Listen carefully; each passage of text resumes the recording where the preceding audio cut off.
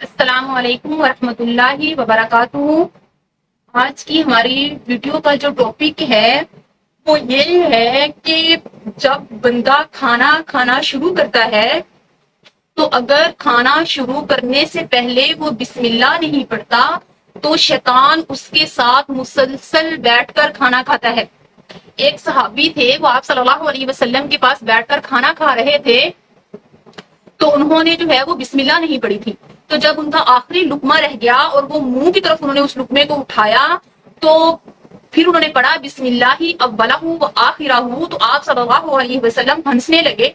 اور فرمایا کہ شیطان آپ کے ساتھ مسلسل بیٹھ کر کھانا کھا رہا تھا، جب آپ نے بسم اللہ اولہ و آخرہ پڑھ لیا تو شیطان نے وہ سب کچھ کہہ کر دیا جو اس کے پیٹ میں گیا تھا۔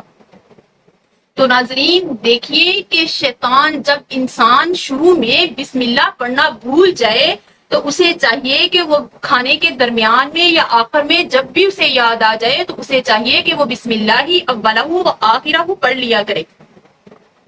تو اللہ پاک ہمیں جو ہے وہ آپ صلی اللہ علیہ وسلم کے بتائے ہوئے طریقوں اور آپ صلی اللہ علیہ وسلم کی احادیث پر عمل کرنے کی توفیق عطا فرمائے، آمین ثم آمین۔